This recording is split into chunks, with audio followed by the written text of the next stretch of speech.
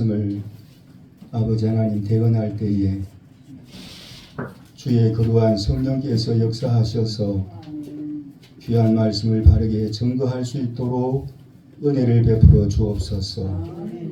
예수님의 이름으로 기도합니다. 아멘.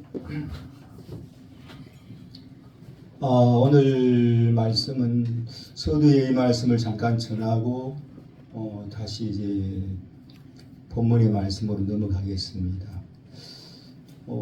예수님께서 십자가상에서 달려셨을 때에 예수님의 좌측과 우편에 그 두 강도가 있지 않습니까? 두 강도가 뭡니까? 마태복음, 마가복음에서는 예수님을 똑같이 함께 같이 예수님을 비방하고 욕하는 모습이 나옵니다. 그러나 성경 누가복음에서는 또 그 모습과 그 모양이 아니에요. 한 강도는 예수님을 욕하고 비방하지만 한 강도는 오히려 비방하고 욕하는 그 사람을 나무래며 우리는 우리의 죄 때문에 이러한 보응을 받는 것이거늘 이분이 하시는 그 모든 것은 옳은 것이 옳지 않는 것이 없다 했어요. 죄 없으신 분이다 했어요. 할렐루야. 그러면서 오히려 예수님을 의지하고 주 예수여 당신의 나라에 임하실 때 나를 기억해 달라고 그러한 믿음을 예수님께 보였습니다. 그래서 어떻게 해서 마가복음에서는 예수님을 두 사람이 함께 비방했다고 기록되어 있고 누가복음에서는 어떻게 두 사람이 한 사람은 예수님을 비방하고 한 사람은 그와 같이 비방하지 않느냐. 그래서 이 성경 해석에 인터넷에 찾아보면은 여러 가지 이렇게 저렇게 해석의 차이가 나옵니다. 그래서 오늘 그것을 여기에서 제가 다시 성경 말씀을 풀어서 증거해 드리고 이 두 말씀은 서로 다르지만은 똑같은 무슨 의미가 있는 진리가 그 속에 들어가 있는 하나님의 말씀인 것을 잠깐 서두에 증거하고 넘어가도록 하겠습니다. 우리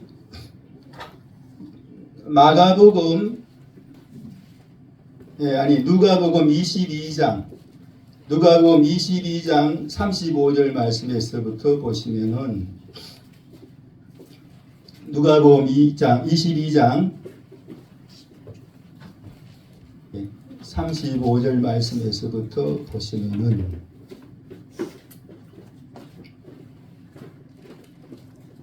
36절 말씀에서부터 한번 보시죠. 36절 같이 한번 읽을까요? 시작. 이르시되 이제는 전대에 있는 자는 가질 것이요 주머니도 그리하고 금 없는 자는 겉옷을 팔아 살지어다.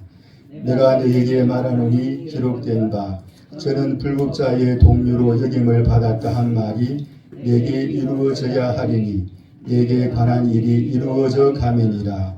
저희가 여짜오되 주여 보소서 여기 금 둘이 있나이다. 대답하시되 족하다 하시니라. 아멘. 예수님께서는 너희의 겉옷을 팔아서 칼을 사라 금을 사라고 말씀하십니다. 돈주머니 없는 자들은 전대의 주머니를 마련하라 그렇게 또 말씀하십니다. 그럴 때에 그 중에 제자들 중에서 여기에 예수님 금 둘이 있습니다. 금 두 개가 있습니다 할 때 예수님께서는 족하다 이렇게 말씀하셨어요. 이게 무슨 말씀인가요?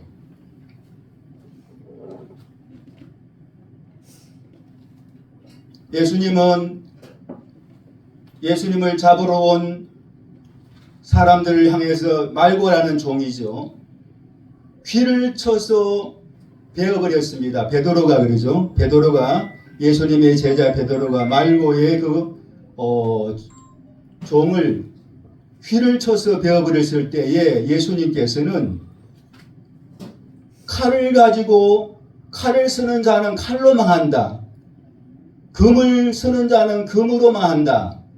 그렇게 말씀하시면서 금을 도로 집에 집에 넣어라. 이렇게 말씀하셨어요. 마태복음에 보시면은. 그런데 오늘 이 말씀은 금이 없는 자는 겉옷을 팔아서 금을 사라고 하셨지요. 이것은 무슨 말씀인가 하면은 영적으로 여기에 깊은 의미가 있다는 것이지요. 예수님께서는 거기 보면은 불법자의 동류로 여김을 받았다. 한 말이 내게 이루어져 가민이라 하시니. 불법자의 동류. 그 범죄자의 그러한 무리에 속한다는 것이죠. 예수님이. 그러므로 거기에 밑에 나눠주 쭉 밑으로 성경 밑으로 내려오시면은 불법자의 동류. 이게 무슨 뜻인가 하면은 이사야 53장 12절 말씀이 있다고 나와 있습니다. 예수님께서 이사야 53장 12절 말씀을 이루시기 위한다는 것이죠. 그 칼 두 개, 금 두 개는 이사야 53장의 말씀에 쭉 보시면은 예수님은 연한 순 같고 그 다음에 마른 땅에서 나온 줄기 같아서 그 모양의 아름다운 것이 없으며 풍채도 없으며 우리의 흠모할 만한 아름다운 것이 없도다 그랬어요. 그런 또한 도살장으로 끌려가는 어린 양같이 묵묵히 아무 말 하지 아니하였다 그렇게 말씀하셨어요. 그가 징계를 받음으로 우리가 평화를 누리고 그가 채찍에 맞음으로 우리가 나음을 입었도다. 할렐루야. 아멘. 이사야 53장의 그 말씀은 예수님에 관해서 쭉 이렇게 말씀해 주고 계시는데 그 이사야 53장의 12절 말씀도 동일하게 예수님에 관한 말씀인데 거기 보시면은 범죄자 중 한 사람으로 헤아림을 받았다는 말씀이 있어요. 범죄자 중에 한 사람으로 헤아림을 받았다. 불법자의 그러한 모습이란 말씀이에요. 예수님은 불법자의 그러한 모습이다. 그러므로 너희들은 불법자의 동료로 보이게끔 옷을 팔아 금을 사고 그 다음에 전대 주머니를 그렇게 돈 주머니를 마련하라는 그러한 어떤 비유적인 말씀인 것이에요. 실질적으로 금을 사라는 말씀이 아니라 이사야 53장의 그 말씀이 내게 이루어져야 하니까 너희가 그렇게 해서 불법자의 동료처럼 그렇게 보이게 하라는 것이에요. 그래서 금 두 개가 있습니다 하니까 족하다 그렇게 말씀하시죠. 금 두 개는 무엇을 의미하냐? 금 두 개는 예수님의 오른편 좌편에 십자가에 예수님과 함께 못 박혀 있는 그 범죄자들, 불법자들을 금 둘로 나타내고 있는 것입니다. 할렐루야. 아멘. 그들이 똑같이 예수님을 욕하고 함으로 말미암아서 그들은 확실한 정인의 역할이 되었어요. 성경 신명기 말씀에 보면은 죽일 자들을 한 사람의 정인으로 죽이지 말고 두세 사람의 정인으로 죽일 것이요 그렇게 말씀했어요. 예수님께서도 보면은 요한복음에 보시면은요 두세 사람의 그 증거가 확실하다. 한 사람의 증거보다도 두 사람의 그 증거가 확실하다고 주님은 말씀하셨어요. 할렐루야. 그러므로 아버지와 아들, 아버지는 나에 대해서 증거하고 또한 아들은 아버지에 대해서 증거하니까 아버지와 아들 이 두 사람의 증거가 복음의 말씀이 확실하고 진실하다는 것을 거기에 말씀해 주고 있습니다. 할렐루야. 이 증거, 정인 이거는 법정 용어인데요. 성경 보시면은 열왕기하의 말씀이 열왕기서에 보면 말씀이 있는데 아합과 이세벨이 나오죠.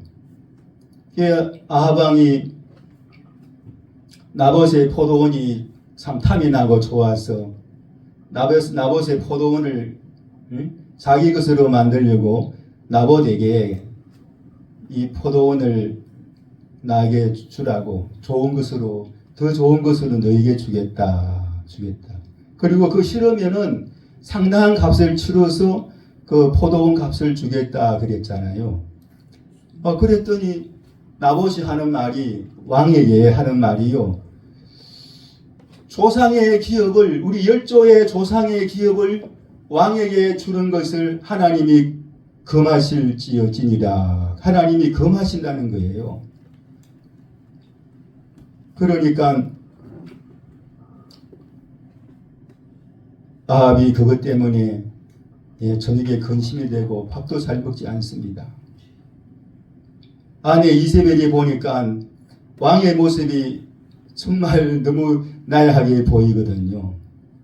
그리고 나봇을 죽여서 왕 앞에 이제 그 나봇의 포도원을 갖다 바치겠다고 그렇게 이제 이야기가 됩니다. 그래서 이세벨이 지방의 이제 장로들 그러한 이제 권력 있는 자들에게 편지를 보내지요. 그 나봇에게 거짓 정인 두 사람을 비루를 세워서 그 나봇이 하나님과 왕을 저주했다고 그렇게 거짓 증언을 하게 만들어라. 거짓 증언요. 그러니까 이세벨이 누굽니까? 그죠? 왕의 아내 왕비인데 그대로 그냥 그 밑에 사람들이 그대로 한 것이지요. 그래서 거짓 증언 두 사람을 세워가지고 왕을 저주하고 하나님을 저주했다 그러니까 다 돌로 쳐서 그 나봇을 죽였습니다. 그리고 그 포도원을 빼앗았죠. 정인이라는 것은 이렇게 무섭다고요. 한 사람의 증거로서는 안 된다. 두 사람의 정인으로서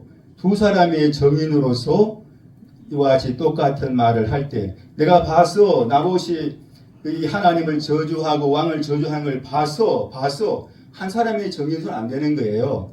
두 사람의 정인이 똑같이 말을 해야만이 정인이 되는 거예요. 할렐루야. 그래서 신명의 말씀에 보시면은 죽일 자를 한 사람의 정인으로 죽일 것이 아니요 두 사람이나 세 사람으로 그와 같이 정인이 될 때에 하나님은 그렇게 허락을 하셨습니다. 거짓 증언 되면 저 거짓 증언을 쓰면 안 되지요. 참되고 진실되게 써야만 되는 것입니다. 그래서 성경 십계명의 말씀에도 너희가 거짓 증거하지 말라. 할렐루야. 거짓 증거하지 말라. 이렇게 말씀이 있는 거예요. 그만큼 이 증거와 정의는요. 이렇게 중요한 것입니다.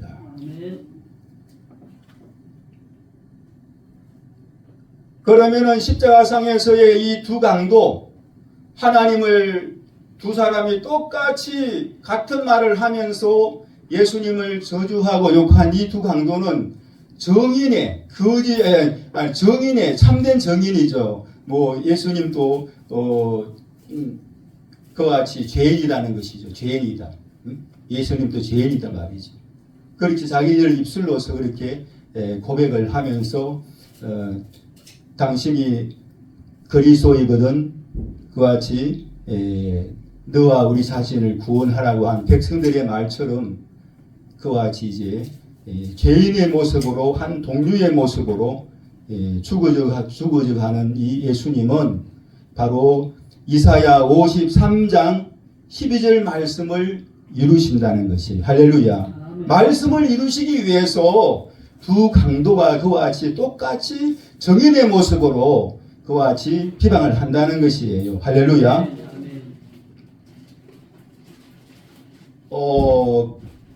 제가 사실 성경 하나하나 찾아서 이렇게 공부를 하는 식으로 해야 되는데 제가 막 이렇게 갔습니다. 좀 시간을 좀 당기기 위해서. 그러면은 우리 마가복음을 한번 찾아보실까요? 마가복음 15장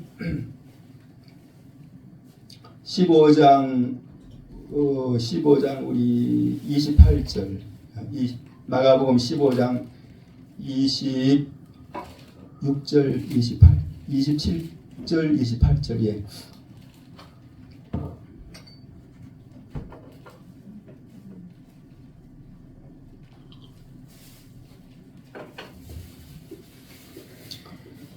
마가복음 15장 27절 28절 같이 읽습니다. 시작. 강도 둘을 예수와 함께 십자가에 못 박으니 하나는 그의 우편에 하나는 좌편에 있더라. 28절에 없음 돼 있죠. 그러면 그 밑에 나눠주 밑으로 쭉 내려오세요. 1번으로 써놨잖아요. 28절 1번에 뭐라고 썼죠? 28절 같이 한번 읽습니다. 시작. 불법자와 함께 인정함을 받았다 한 성경이 응하였느니라가 있음. 야, 이 귀한 성경 구절을 빠뜨렸어요.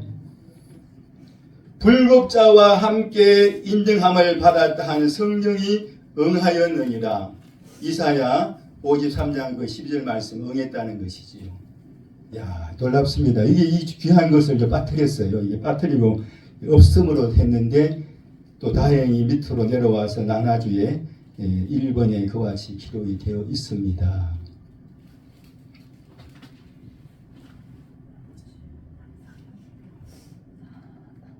예수님은요, 완전히 그 죄인의 모습으로, 완전히 죄인의 모습으로 죄를 백성에 온 백성의 죄, 세상 모든 사람들의 죄악을 참 다 짊어지시고 세상 죄를 지고 가는 하나님의 어린 양이로다 그렇게 고백했잖아요. 그죠?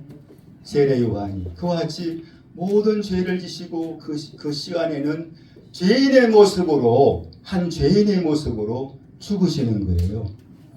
엘리 엘리 라바 사박다니 아버지여 아버지 어찌하여 나를 버리시나이까. 완전하게 죄인의 모습으로 죽으시는 주님의 그 모습. 할렐루야. 죄인의 모습이에요. 두 강도가 똑같이 예수님을 비방하고 욕함으로 말미암아 불법자의 동료가 되었으며 또한 예수님은 불법자의 동료라는 것이 확실하다. 이 두 사람의 정인으로 말미암았어. 그걸 여기에서 나타내주고 있다는 것입니다. 그러면은 누가복음에 나오는 왜 한 강도는 예수님을 비방해서 영원한 사망에 이르고 심판에 이르고 한 강도는 주 예수여 당신의 나라 임하실 때에 나를 기억하소서 그러한 믿음을 가짐으로 너가 오늘 나와 함께 낙원에 있으리라. 할렐루야. 아멘.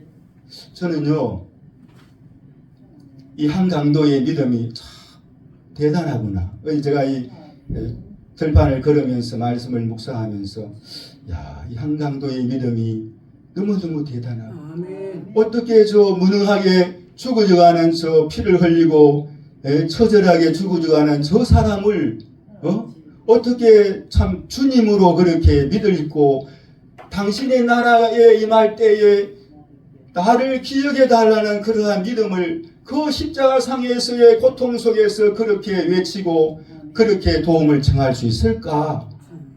참 대단한 믿음이다. 대단한 믿음이다. 아무나 할 수 없는 믿음이다. 힘이 강하고 힘이 센 사람 앞에서는 우리가 도움을 청할 수 있어요. 그죠? 도와주세요. 도와주세요. 그러나 똑같이 죄인의 모습으로 죽어져가는 힘없는 모양의 그 사람 앞에 내가 그 사람을 정말로 믿음을 표하고 구한다는 것이 쉬운 일이 아닌데 주님 말씀하셨어요. 너와 함께 내가 진실로 이르노니 오늘 나와 함께 낙원에 있으리라. 아멘. 히브리서 10장에는 그것을 참 하늘에 들어가사 그렇게 나타내 주고 있습니다. 예수님은 사람이 만든 성소에 들어가는 것이 아니라 참 하늘에 들어가사 그렇게 기록하셨어요. 대속제일을 주님이 이루셨거든요. 구약에 대속제일이 있는데요. 1년에 1차 대제사장이 짐승의 피를 가지고 성소에 들어갑니다. 성소에서 그 피를 가지고 백성의 죄를 사하지요. 그리고 그 피를 사한 그 제육, 그 동물은요, 영문 밖으로 나갔어. 회막 밖으로 나갔어. 불사릅니다. 죄 있는 곳에서. 죄 있는 곳에 불사르는데, 주님도 영문 밖에 나가서 고난 받으셨잖아요. 왜? 그 피가 성소에 들어가게 하십니다. 할렐루야. 한 모습은 이와 같이 성소에 들어가 구원을 나타내고, 한 모습은 이와 같이 죄인의 모습으로 심판받는다. 할렐루야. 아멘. 주님의 두 모습이에요. 그것을 이 두 강도가 또 예수님을 증거하고 있다. 증거하고 있다. 한 사람은 그렇게 해서 심판에 이르고, 한 사람은 주님 앞에 믿음을 나타내므로 말미암아 주님과 함께 천국에 가는 부활을 경험하는 그 모습 속에서 예수님을 나타낸다는 거예요. 예수님을. 주님의 한 모습은 뭐예요?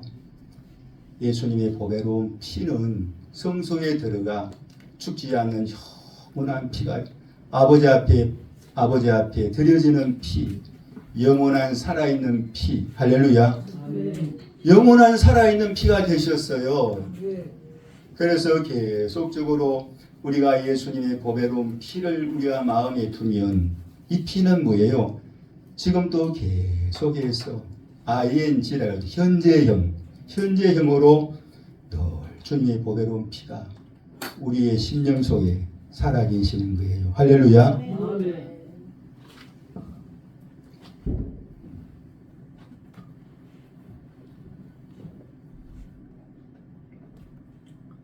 이 말씀 제가 준비한 말씀은 아닌데 잠깐 이렇게 거쳐갈게요. 빨리. 요셉에 보시면은 요셉 함께 있던 그 제수 중에 떡 굽는 관원장과 그 다음에 술 맡은 관원장 두 사람이 있었죠. 왕에게 범죄해서 죄를 지어서 똑같이 요셉과 함께 감옥에 갇혔습니다. 요셉도 죄인이요, 술 맡은 관원장도 죄인이요, 떡 굽는 관원장도 죄인입니다. 그런데 꿈을 꿨죠. 한날 꿈을 꾸었는데 먼저 술 맡은 관원장이 꿈을 꾸었어요.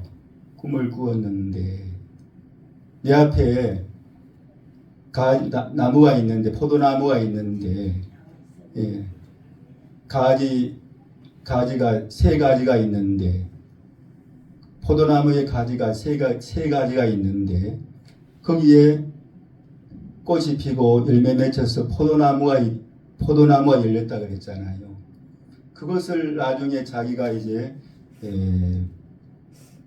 따서 포도주로서 해서 왕 앞에 드렸다, 이렇게 되어 있습니다.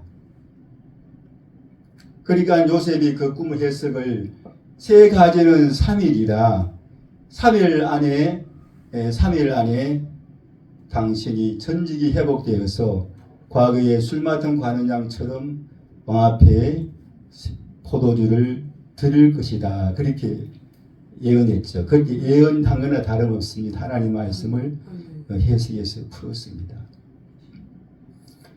떡 굽는 관원장은 또 꿈을 꾸었습니다.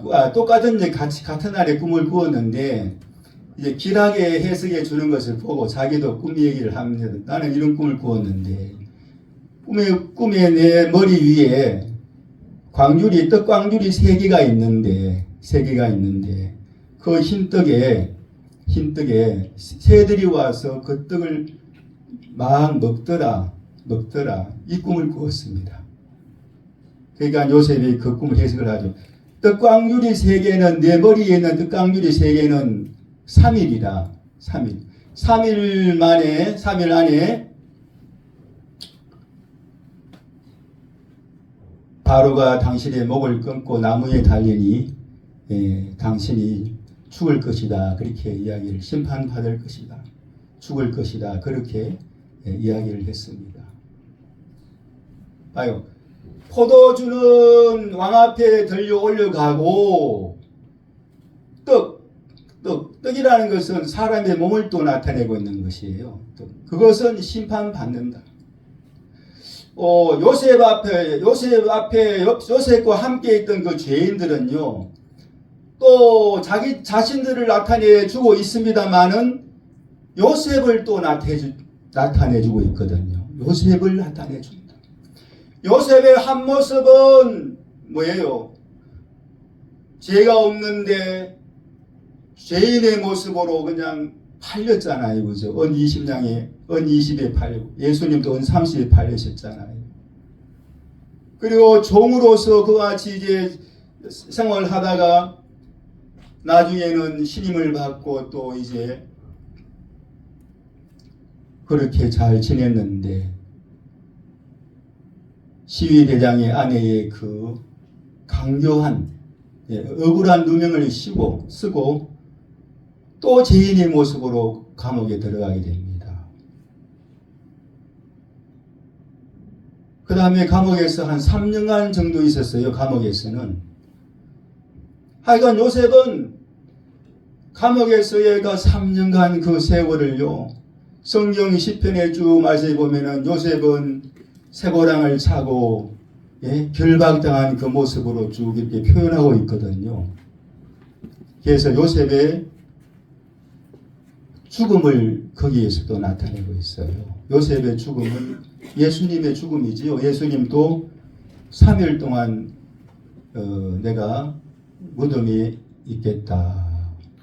요나가 밤낮 3일을 큰 물고기 뱃속에서 있었던 것처럼 나도 무덤에서 3일간 밤낮으로 있겠다. 이렇게 그게 요나의 표적이다 말씀하셨죠. 십자가의 표적.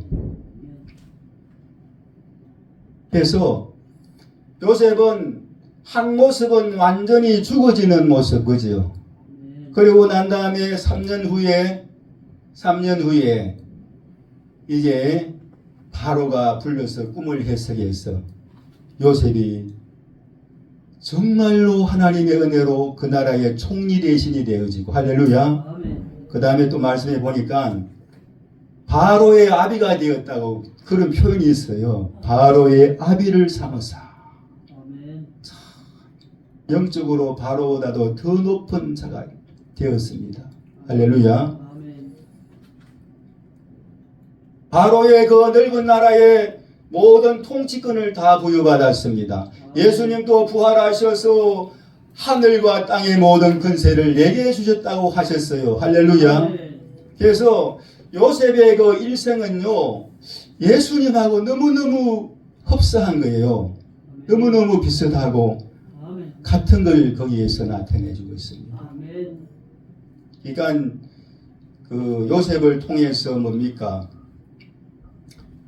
이스라엘의 구원자가 또 올 것이다. 예수님은 요셉의 맥을 통해서, 요셉의 영적인 맥을 통해서 올 것이다. 그렇게 야곱의 축복 속에도 그렇게 나와 있습니다.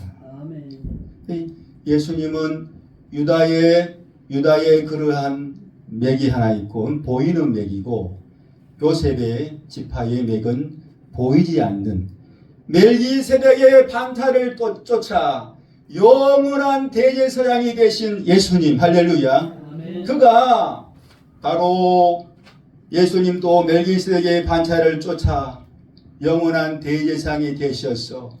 그날 십자가 사건을 멜기세덱의 반차를 쫓아서 피를 가지시고 지성소에 들어간 그 대제사장 영원한 멜기세덱의 반차를 쫓아서 그 예수님을 성경 히브리서 9장 10장 여기에서 나타내 주고 있습니다. 할렐루야.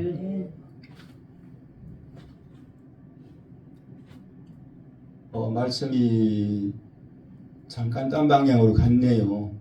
아무튼 예수님의 한 모습은 구원에 이르고 한 모습은 심판에 이른다. 이 예수님의 두 모습이다.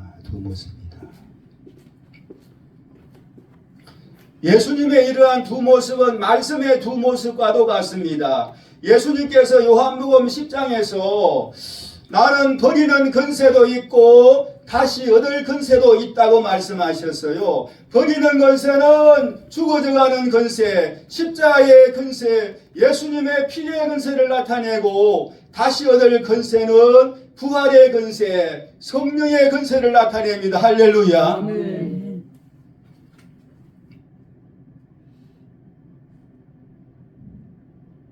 또한 예수님의 그 몸은 상처를 받고 그와 같이 갈기 찢어지는 그 모습이지만은 예수님의 그 뼈는 뼈를 보호하심이요. 뼈를 꺾지 않죠. 그지요?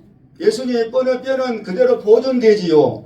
그래서 예수님의 한 모습은 이와 같이 상해지고 고난받고 죽어지지만은 예수님의 한 모습은 그와 같이 보존되어지고 회복되어지는 부활을 나타낸다. 아멘.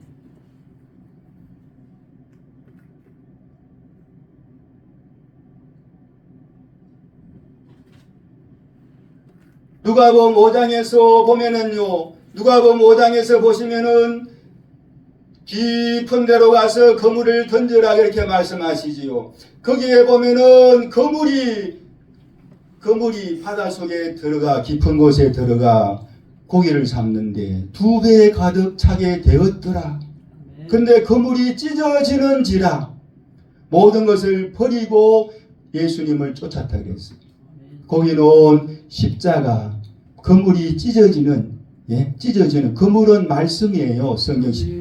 마태복음 10장에 보시면 하나님의 말씀, 천국은 그랬거든요. 천국의 말씀은 그 뜻이에요. 천국의 말씀을 천국은 그래. 거기에 보면은 겨자씨에 하늘의 비유가 나오고 누룩의 비유가 나오고 그 다음에 감추인 보화, 하나님 말씀은 감추인 보화도 같아요. 하늘의 겨자씨와도 같아요. 누룩과도 같아요. 진주, 극히 값진 진주와도 같아요. 할렐루야. 거기 보면은 그물로 또 나타내고 있습니다. 하나님의 말씀을 마태복음 13장의 그물은 바닷속에 들어가서 고기를 잡으려고 자기 상처가 나고 몸이 찢어지고 그래요. 그 그물을 하나님의 말씀으로 나타내었습니다.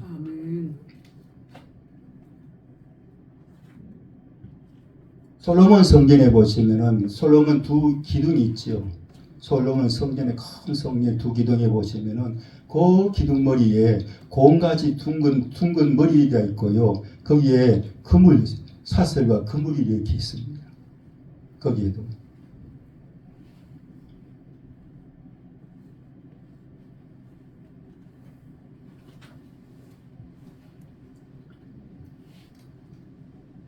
근데 요한복음 마지막 장에 보시면은 21장에 보시면은 그물을 배 오른편에 던지라 했는데 거기는 153마리의 큰 고기가 잡혔습니다.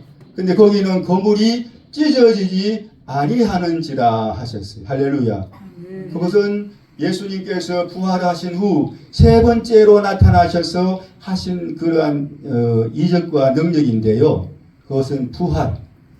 너희가 아침을 먹자, 조간을 먹자. 보니까 예수님께서 먼저 오셔가지고 숯불에 구운 떡과 고기가 있었고 예수님께서는 또 잡은 쇠고기 153마리의 큰 고기가 잡혔는데 그 잡은 쇠고기를 좀 가져오라 그랬어요. 함께 구워서 드실 모양입니다. 아멘.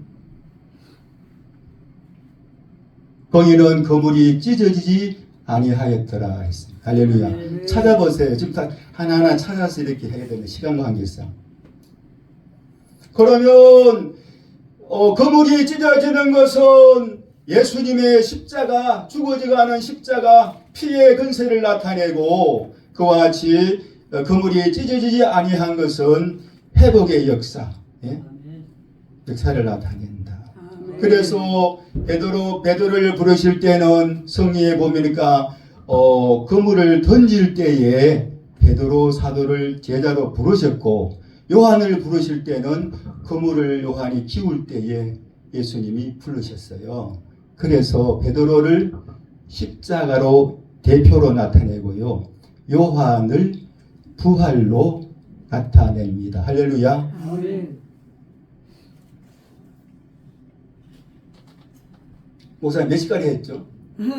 아직 멀었어요. 예수님께서 부활하셔가지고 바닷가에 서셨는데 새벽에 서셨는데요. 예수신지를 사람들이 잘 몰라. 근데 요한이 먼저 봤어. 예수님이다. 그러니까 베드로가 그냥 겉옷을 입고 벗는 것이 아니라 거기 보니까 겉옷을 걸치고 바다로 뛰어내려 부활하신 주님을 만납니다.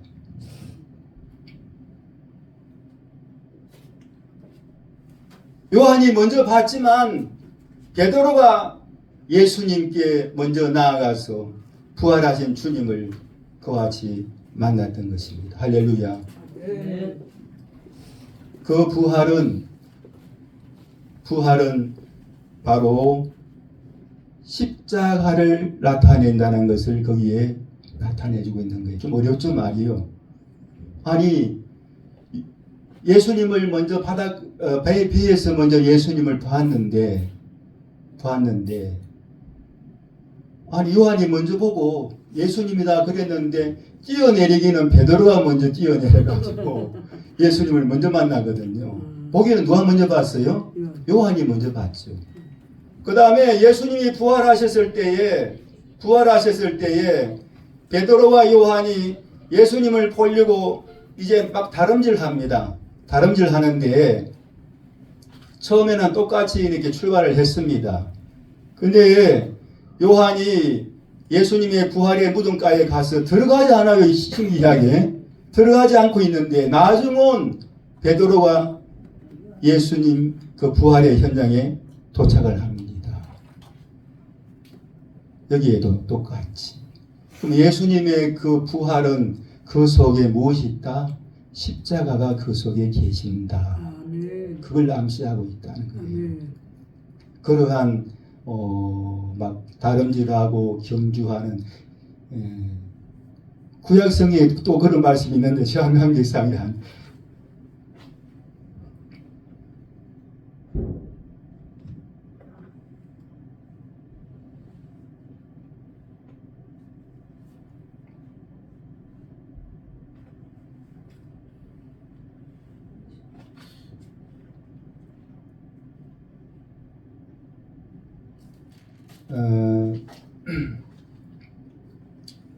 우리가 둥근 달과 돌아가는 지구, 이것도요, 이 속에 하나님께서 진리를 담고 계시거든요. 진리를. 뭐냐면은 성경의 출애굽기 16장에 보시면은 만나는 둥글고 작고 둥글다 그랬거든요. 그죠? 그 만나는 바로 만나 되신 예수님, 또 만나 되신 예수님은 말씀을 의미하는데 말씀이 둥글다는 거예요. 말씀은 작은 모양으로 또 둥글다는 둥글다. 작고 둥글며 서리같이 세미하다, 꿀같이 달다, 기름 쓰인 과자맛 같았더라, 진주 같다, 가시 같다. 하나님 말씀을 다 나타내. 둥글다는 것은 무엇을 의미하느냐? 둥글다. 그래서 제가 꽤 오래됐는데 왜 하나님은 둥근 지구를 만드시고 그 다음에 지구가 스스로 자전하고 있으며 또한 태양의 주위를 이렇게 공전하고 있느냐? 거기에 진리가 그 속에 계신다. 둥근다는 것은요, 둥글다. 공 모양이다, 그죠? 공 모양이다. 솔로몬 성전의 두 기둥에도 둥근 머리가 있다. 이 두 기둥은요, 그 성전 전체를 의미하는 대표성이 있어요. 대표성이 있다. 기둥의 머리에 둥근 머리가 있다.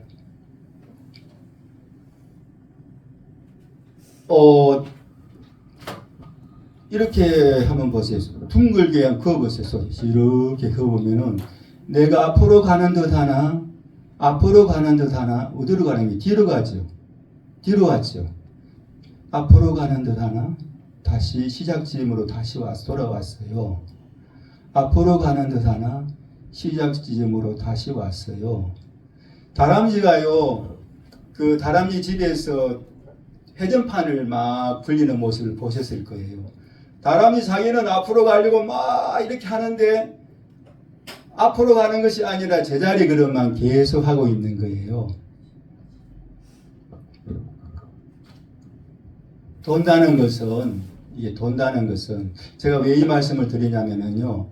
내 생물에 대해서 에스겔서 1장, 에스겔서 10장, 요한계시록 4장에 보시면은 내 생물이 나오거든요.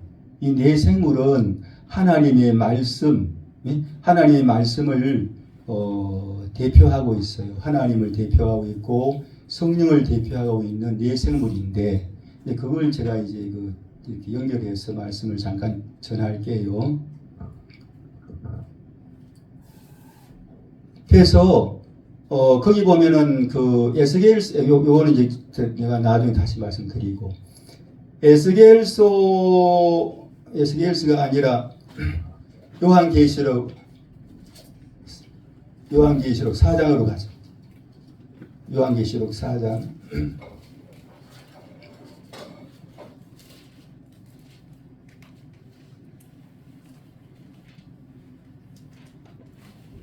요한계시록 4장 7절 말씀.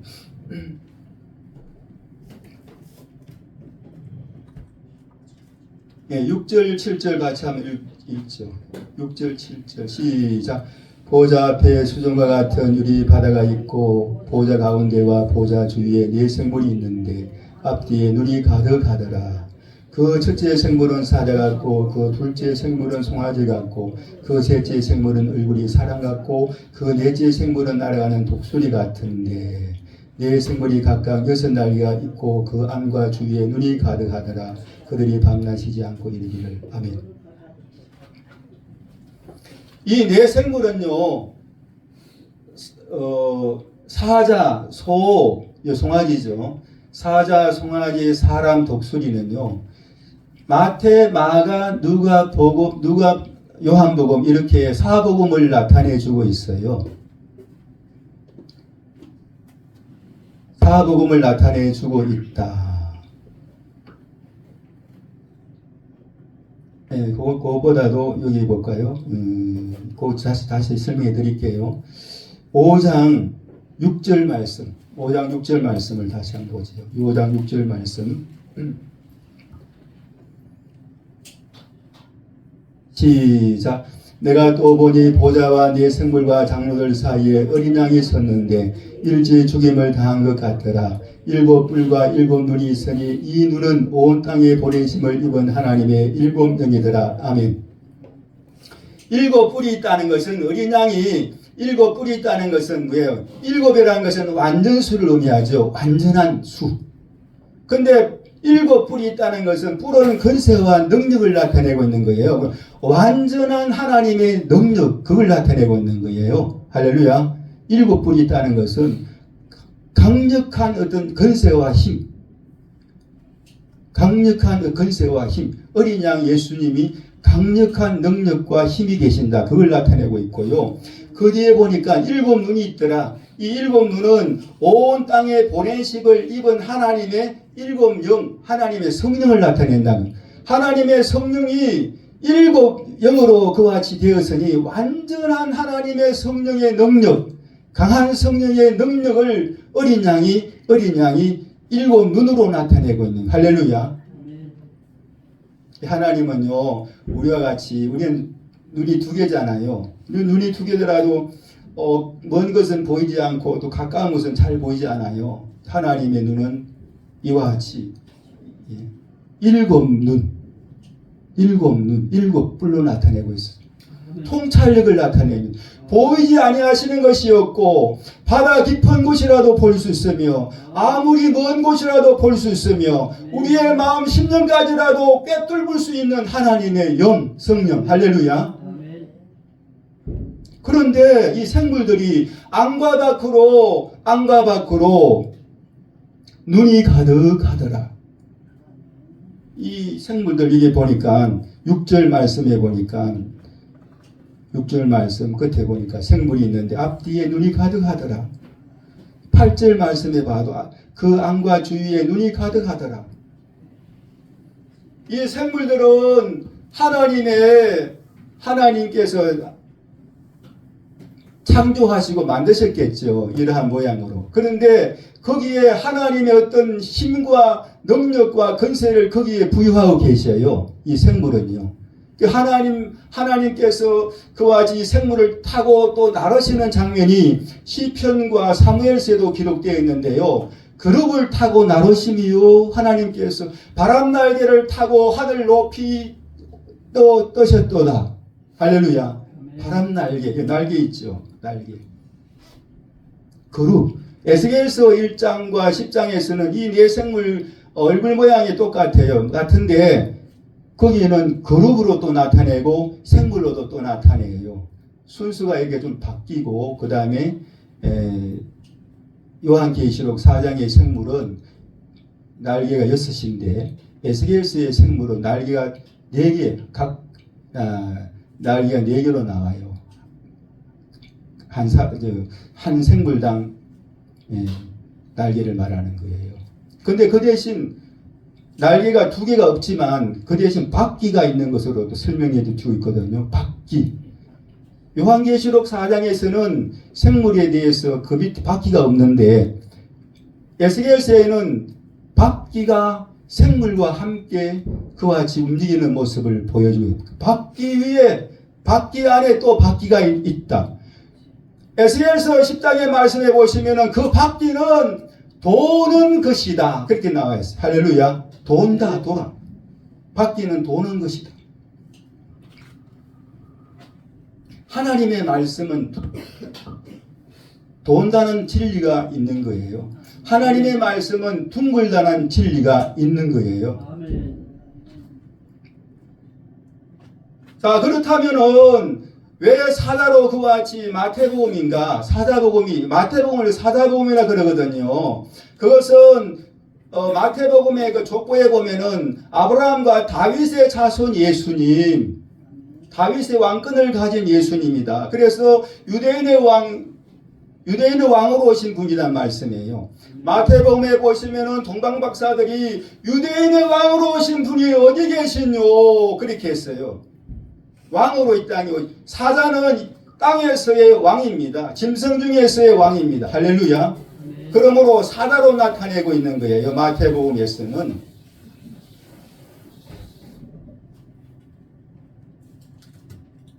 5장이 있네요. 요한계시록 5장 5절 말씀 같이 읽을까요? 요한계시록 5장 5절 말씀에 제가 읽을게요. 5장 5절 말씀. 장로 중에 하나가 내게 말하되 울지 말라. 유다 지파의 사자 다윗의 뿌리가 이었으니 이 책과 그 7위를 떼시리라. 유대 지파의 사자 다윗의 뿌리. 다윗의 뿌리가 누구죠? 예수님. 유다 지파의 사자. 이 사자는 짐승 중의 왕인 사자를 말하는 거예요. 사절단 사신 그걸 말하는 게 아니고 사자. 유대 지파의 사자. 그러니까 유대 지파의 맥을 잇고 다윗의 맥을 잇고 오신 그분이 바로 사자인데 예수님이다.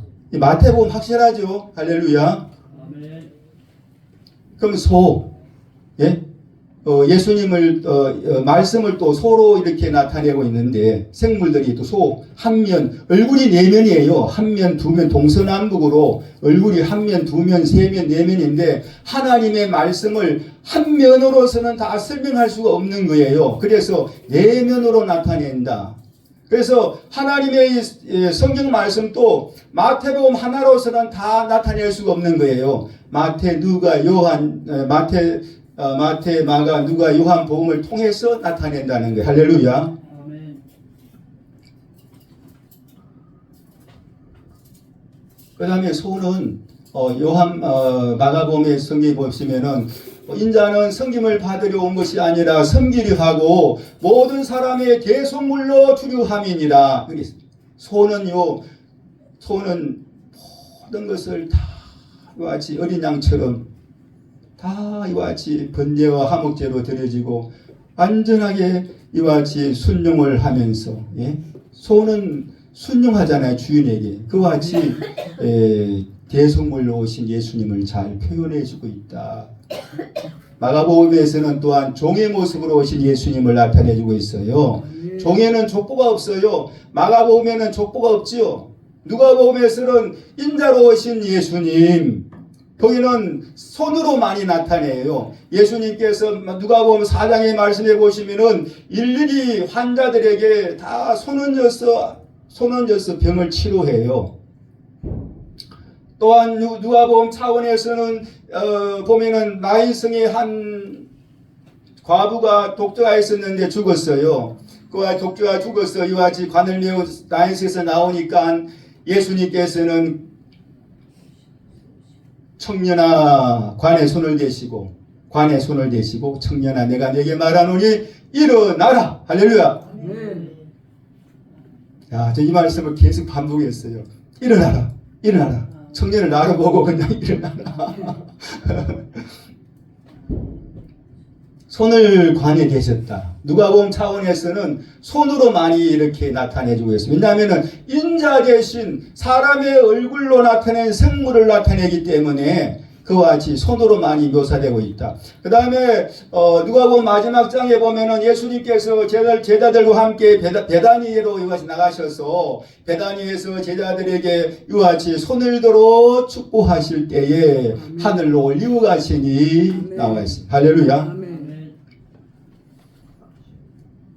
또한 누가복음에서는 내가 하나님의 손을 힘입어 귀신을 쫓아내는 것이면 하나님의 나라가 이미 너희에게 임하였느니라. 할렐루야. 아멘. 하나님의 손을 힘입어. 아멘. 누가복음에 그 말씀이 있어요. 다 찾아보세요, 나중에. 근데 마태복음에서는 예수님께서 말씀으로 귀신을 쫓아내시며 성령으로 또한 귀신을 쫓아내시며 그렇게 마태복음에 이렇게 있습니다. 누가복음에서는 하나님의 손을 힘입어 이렇게 나타내고 있지요. 그 다음에 마가복음에서는 믿는 자들에게 이런 표적이 따르니 저희가 내 이름으로 귀신을 쫓아내며 예수님의 이름으로 이기는 또 귀신을 쫓아낸다 했습니다. 마가복음 차원에서는요. 마태복음에서는 말씀으로 귀신을 쫓아낸다 했고 마가복음에서는 예수님의 이름으로, 말씀이나 이름이나 같은 의미예요. 같은 의미. 그러니까 이런 성경을 보실 때 이런 걸 쭉 살펴보시면서 여기는 이렇게 말씀하셨는데 여기는 또 이렇게 말씀하셨네. 이런 걸 자꾸 이렇게 연구하고 생각하면은요. 그게 성경 공부가 되는 거예요. 가만히 그냥 하지 마시고. 이거 하나님의 손으로 나타내셨다. 그러면 하나님께서 우리를 창조하실 때에 흙을 가지고 우리 인생을 창조하셨거든요. 그죠? 흙을 가지고, 진흙을 가지고 이렇게 창조하셨어요. 그럼 뭐예요? 말씀으로 창조하신 것이나 똑같다.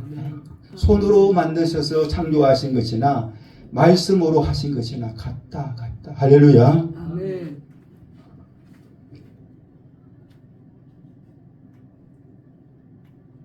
자, 그래서 누가복음에서는 또 족보가 나옵니다. 누가복음 제4장의 말씀에 보시면은 족보가 나오는데요.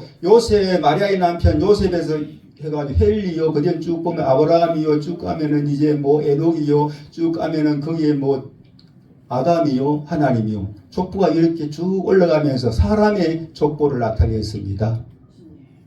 마태복음은 아브라함과 다윗의 그런 족보로서 밑으로 쭉 이렇게 내려오는데 누가복음 차원에서는 사람으로 쭉 아담까지 올라가거든요. 그래서 누가복음은 인자 되신 예수님, 사람의 모습으로 이 땅에 오신 예수님, 손으로 많이 나타낸댔잖아요. 사람에게는 손이 있으니까. 에스겔서에 보면은 날개 밑에 사람의 손 모양이 나타났더라 이런 구절이 있거든요. 날개 밑에 사람의 손 모양이 나타났더라. 하나님의 손이에요. 말씀을 의미합니다. 인자 되시는 예수님을 또 나타내고 있어요. 그래서 예생물은요 하나 줄여서 하나님의 어린 양을 또 대표하고 있어요. 하나님의 어린 양은 하나님과 어린 양이 더하기가 된 것이죠. 그와 마찬가지로 내 생물은 하나님의 어린 양을 또 나타내고 있고 하나님 자신을 나타내기도 하고 성령을 나타내기도 하고 말씀을 나타낸다. 그 날개 소리가 에스겔서 10장에 쭉 보시면은 그 날개 소리가요 하나님의 음성 같더라. 두 번 나와 있거든요. 날개 소리가 하나님의 음성 같더라. 하나님의 말씀을 나타낸다. 하나님의 분신과도 같은 하나님을 대변해 주고 있는 거룩한 성체이다. 하나님이 그거 성체를 타시고 나르시며 그와 같이 또 일하시기도 하신다. 아멘. 그래서 얼굴의 내 모습은 하나님의 마태마가 누가 요한복음을 나타내주고 있고 또 이 그룹은 그 밑에 보면은요 바퀴가 있거든요. 이 바퀴는 도는 것이 됐고 그 바퀴 안에 바퀴가 있다. 그러면 하나님의 말씀은요 보면은 창세기 보면은 에덴 동산을 그룹들과 두루 도는 화영금을 두사 생명나무의 길을 지키게 하시니라. 두루 도는 화영금, 그룹들과 두루 도는 화영금, 돌아가는 화영금, 하나님의 말씀을 또 거기 나타내고 말씀을 통하여 이와 같이 지킨다는 것을 나타내주고 있어요. 돈다는 것은 봐요. 돌아간다는 것은 계속 다람쥐가 돌지만은 그 시작의 지점에 있습니다. 돈다는 것은 영혼을 의미합니다. 시간의 다함이 이쪽으로 가도 시함이 다함이 없고 뒤로 가도 시작의 다함이 없고 앞으로 가도 시작의 다함이 없는 영원한 그 상태. 할렐루야. 아멘. 시작의 상태. 아멘. 하나님의 시간은요 항상 현재형이에요. 현재. 과거도 없고 미래도 없어요. 항상 하나님은 현재예요. 아멘. 영원이라는 시간은요 항상 다람쥐가 쳇바퀴를 팍 돌면 항상 그 자리인 것처럼 항상 현재예요. 할렐루야. 아멘. 하나님의 시간을 이해하시겠습니까? 아멘. 이 둥근 바퀴가 계속 돌아가는 것을 이해하시겠습니까? 내가 하나님의 영원한 생명이 내 속에 계시면은 내가 영원한 그 생명 속에 항상 현재로서 죽지 않는다는 사실을 믿으십니까? 아멘. 나를 믿는 자는 죽어도 살겠고 살아서 나를 믿는 자는 영원히 죽지 아니하리라. 아멘.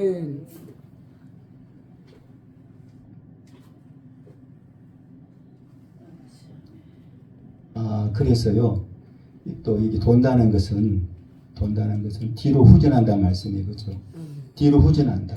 그래서 제가 그 전에 제 스토리에 한번 글을 올렸는데요. 동그라미 시간이라고 제가 지었어요. 동그라미 시간이란 후진하는 시간이다. 후진하는.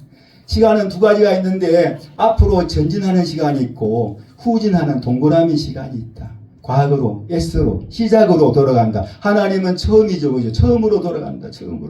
처음으로 돌아가자. 시작으로 돌아가자. 할렐루야. 나는 처음이요. 나중이다. 시작과 끝이다. 알파와 오메가다. 아멘. 말씀으로 돌아요. 말씀은 하나님과 함께 계셨고 아멘. 시작이라 하면 태초에 말씀이 계시니라. 이 시작으로 돌아가자. 계속 S로 돌아가자. 옛날로 돌아가자. 시작으로 돌아가자. 그래요. 하나님께서는 베델 야곱에게 베델로 올라가서 내 형의 낯을 피하였던 그때에 단을 쌓았던 거기에 가서 우리가 단을 쌓아라.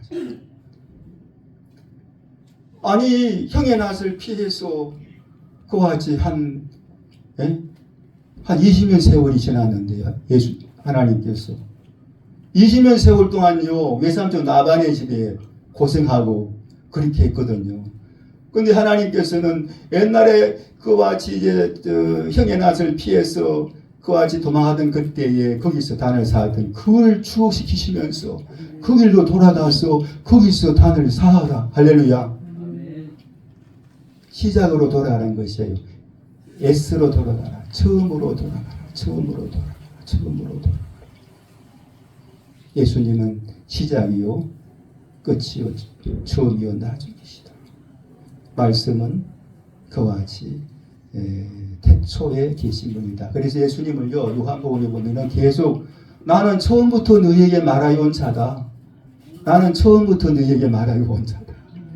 예수님을 처음 요한일서에 보면은 처음부터 들은 것이 너희 속에 거하면은 너희가 힘을 얻고 영생하리라 그렇게 말씀하셨습니다. 내가 너희에게 전하는 것은 새 계명이 아니다. 바로 액계명이니 요한일서에 그런 말씀이 있어요. 이 액계명은 바로 말씀이거니와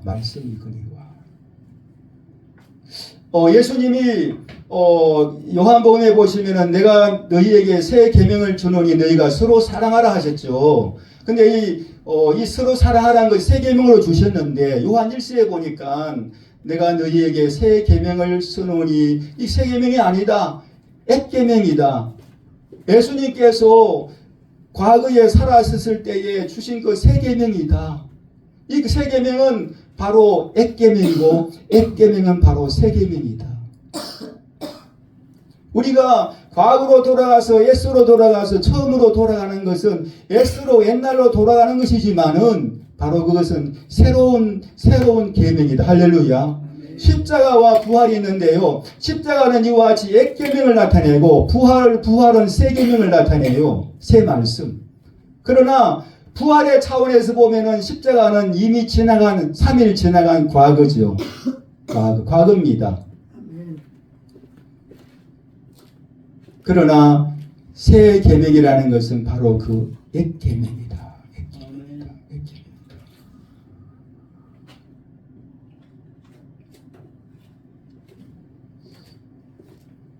거기에 물려낸 떡을 먹어서 다윗은 제사장들도 보면은 성경에 보면은 물려낸 떡을 먹거든요.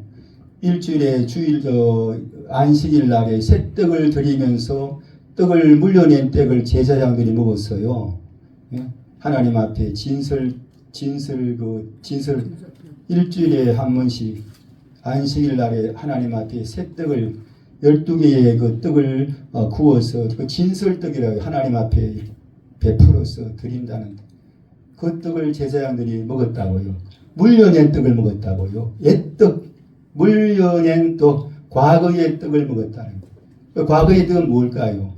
바로 그것이 주님의 살과 피를 나타내는 거예요. 십자가의 복음을 옛떡이라 그러고 부활의 복음을 새떡이라 그래요. 천국의 서기관, 천국의 제자된 서기관들은 새 것과 옛 것을 그 곳간에서 내오는 집주인과 같다. 무슨 말씀이죠? 우리는 다 천국의 제자가 된 서기관처럼 되어야 합니다. 서기관들은요, 말씀을 이렇게 적고 책을 만들고 율법을 연구하고 다 가르치는 그러한 일들을 했는데 서기관요. 천국의 제자가 된 서기관 얼마나 좋아요. 천국의 제자가 된 서기관. 새 것과 옛 것을 곳간에서 내오는 집주인과 같아요. 하나님의 말씀, 새 것과 옛 것이 있다는 거예요. 할렐루야. 그럼 새 것이 뭐, 옛 것이 무엇이냐? 같은 것이죠. 같은 것이다. 제사장들은 지나간 물려난 떡을 먹었어요. 그 속에 옛떡인데 그건 새떡이다.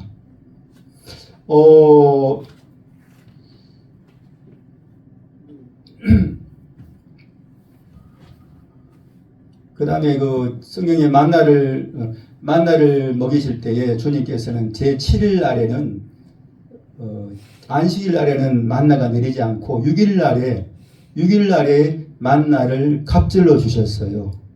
7일 날에는 안식일인데 그날에는 만나를 거둘 수 없었어요. 그럼 7일 날에 먹는 양식은 뭐다? 6일 날에 이미 주어진 양식을 먹는 거예요. 그죠? 7일 날 안식일은 전체를 대표하는 날인데 그날은 6일 날에 이미 하루 전에 준 그 양식을 먹는 거예요. 옛떡을 먹는다. 옛날의 떡. 바로 그것은 물려낸 떡을 먹는 거와도 마찬가지고, 사실 만나도 보면은 출애굽기 16장에 만나가 이슬과 함께 아침에 왔는데 백성들이 볼 때는 만나가 아침에 봤어요. 그러나 이미 민수기 11장에 보면은요, 만나가 이슬과 함께 밤중에 진영에 내렸어요. 그 백성들이 못 봤죠. 밤에 내렸으니까. 새벽에 본 그 만나, 거둔 만나는 이미 온 만나라. 할렐루야. 아멘. 예수님은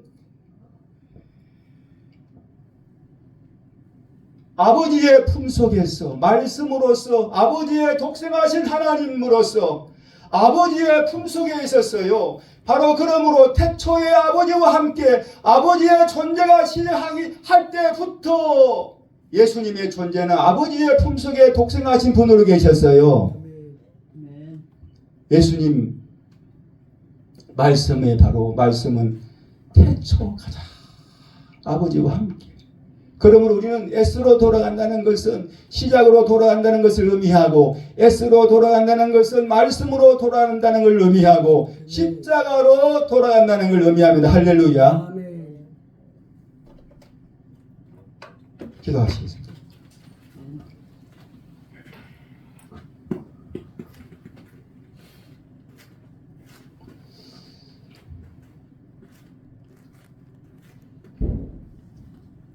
아버지 감사합니다.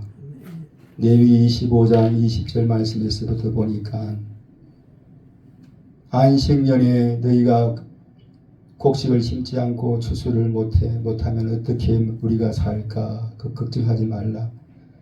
3년씩이나 너희가 먹을 양식을 내리어서 너희가 묵은 곡식을 3년 동안 먹을 것이다. 그렇게 말씀하셨습니다. 우리는 옛날의 떡, 물려낸 떡, 그 떡을 우리가 먹습니다. 바로 그 떡은 태초의 말씀이 계신 그 십자가의 복음으로 우리가 가야만 됩니다. 그것을 먹는 것을 의미하는 줄로 믿습니다.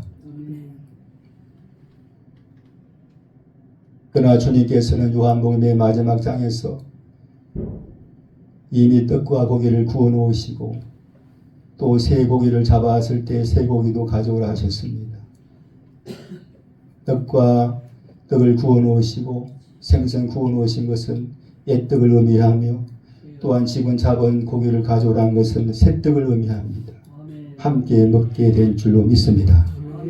십자가와 부활을 붙잡고 승리하는 우리가 되게 해 주옵소서. 예수님의 이름으로 기도합니다. 아멘.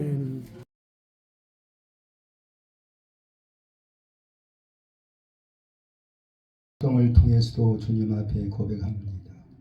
가지가의 봉사를 통해서 주님 앞에 봉사를 드립니다. 늘 우리 중심에 오셔서 살아계신 주님 감사합니다. 예수님의 보배로운 피, 능력의 피, 그 이름의 피를 우리가 알고 승리하게 해 주옵소서. 아멘. 너희의 새 이름을, 나의 새 이름을 너희 위에 기록할 것이다 하셨습니다. 아멘. 주님의 새 이름은 예수님이십니다. 할렐루야. 아멘.